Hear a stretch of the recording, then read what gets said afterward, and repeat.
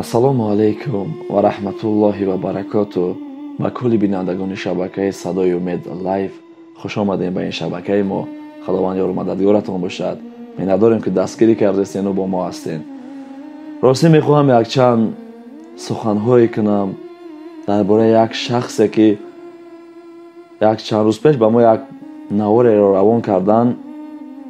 ростӣ як кӯдак буд, ба фикрам ки 2002 буд, синни солаш 2000 буд ва алло алам амри маъруф карда истодааст.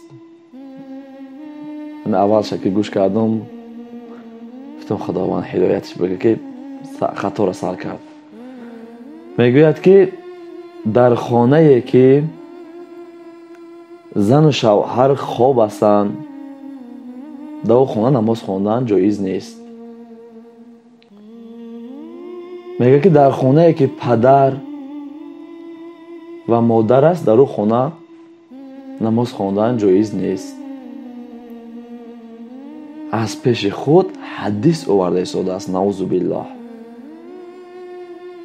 шояд ки бисёриҳо гӯянд ки вай ба мақсаде гуфт ки намоза дар хона хонда намешавад, бояд ки равӣ дар масҷид хонӣ. на, сунната дар хона мехонӣ ку. ӯ ягон намоз хондан ҷоиз. намоз ки шуд ҳамаи намоза дар назар дорад. намоз хондан ҷоиз нест. ҳадисҳои бардурӯғ оварда истодааст. наъузу биллоҳ. бовар ки бародари азиз, фаромӯш кардӣ расулуллоҳ саллаллоҳу алайҳи васалам фармудааст ки агар шахсе як сухане бигӯяд, агар ман ҳамона гуфтагӣ набошам, ба ман ташбеҳ диҳад ки расулуллоҳ гуфт, ҳадиси расулуллоҳ ай дар ҷойгоҳи ӯ дар дӯзах аст. дар дӯзах ҷойгоҳи ӯ тайёр аст. бовар кӣ бародари ҷон, бухон аввал ва аз чанд касҳо бипурс. аз пеши худ ҳар ҷора дидаву хеставу хадар суҳбат накун бародарҷон. оя суханҳои ту гуфта истодаӣ, дар ҳамун комментариҳои худ нависест, яъне та ҳамонро мегирию нест мекунӣ. сухани ҳақqa мегӯям, та мегирию нестш мекунӣ. яхе инсон як хона дорад. як хона дорад. дар куҷо намоз мехонад? ҳамин гап барои мо басанда аст. барои та ҳадис намеорам олӣ. ҳамин гап барои мо учту басанда аст. о ҳадисҳои бардурӯға ту аз куҷо хондӣ? дар хонае ки зану шавҳар будааст, дар он хона намоз хондан ҷоиз нест.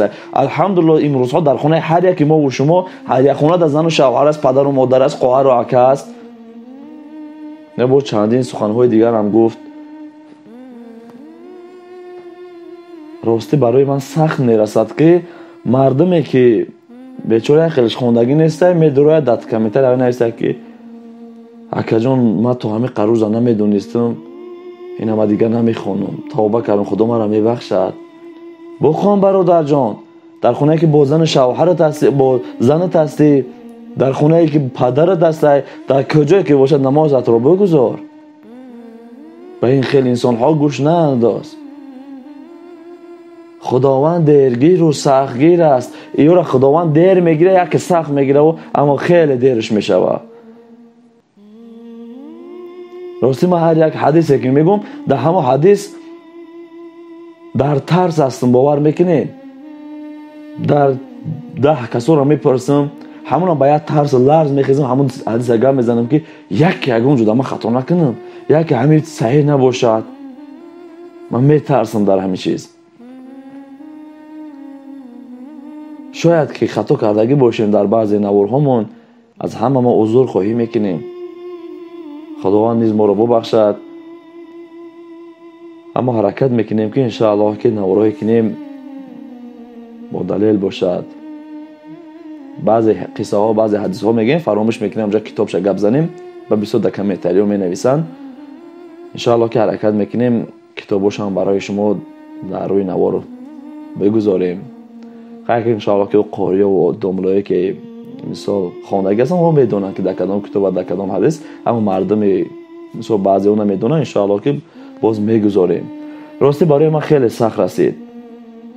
хеле аламам кард ки ҳар касам ки мехоҳад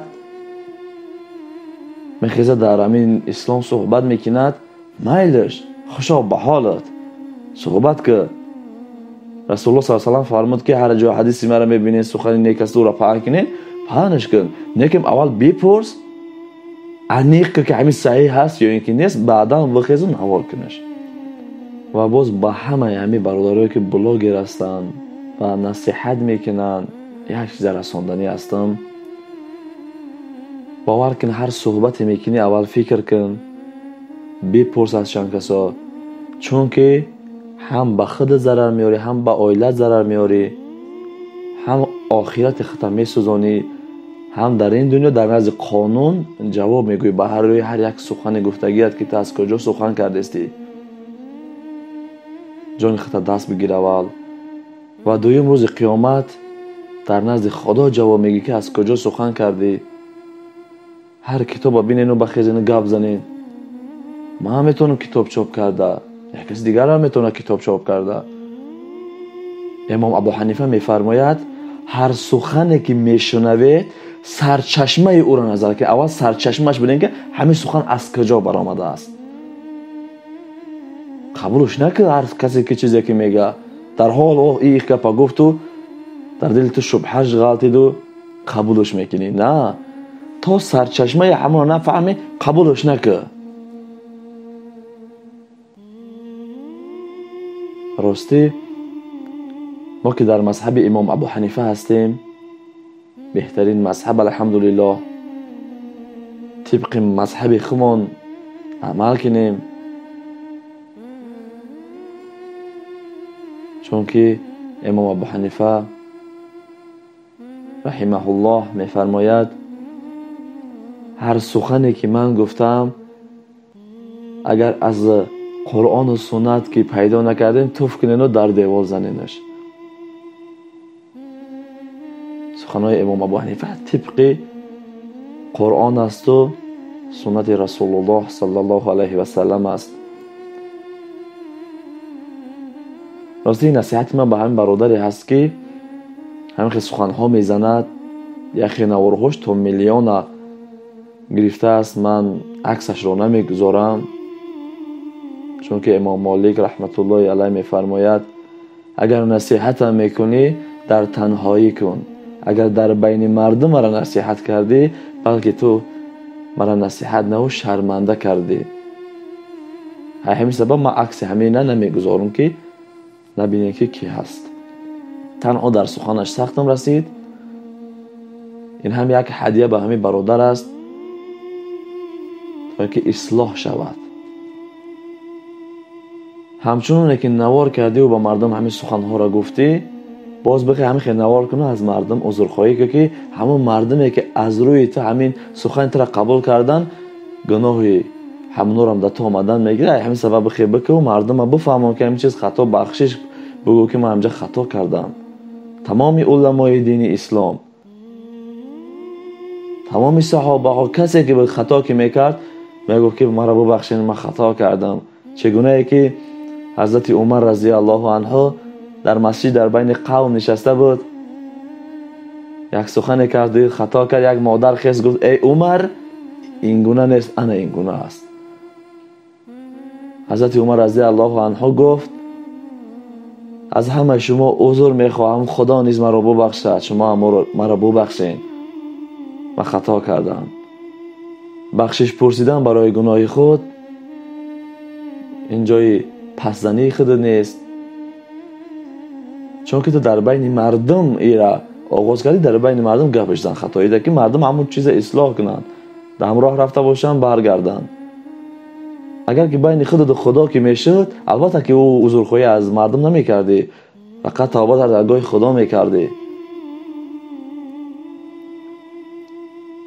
این سخنان همچون یک هدیه به همین برادر است. خداوند نگهبانت باشه و در راه صراط المستقیم هر یک ما و شما را هدایت کند. و در آخر دعا میکنیم که خداوند کل مردم مسلمان تاجیک، کل مردم مسلمان دنیا را نگهبان باشد و خداوند عقیده های ما را راست بگرداند. که جایی که خطا کردیم خداوند ما را ببخشد، شما هم نیز ما را ببخشین و از درگاه خداوند دعا طلب میکنیم که هر یکی ما و شما را خداوند در پناهش نگهبان باشد. کل مردم مهاجر خداوند نگهبان باشند، با سر بلند، با دست پر به نزد پدر، مادر، همسرانشان بر بگردانند. با شما بودیم بنده آسفی گناهکار. صدای امید در حق ما با دعا باشین. الله یار و مددگارتان باشد. فی امان الله.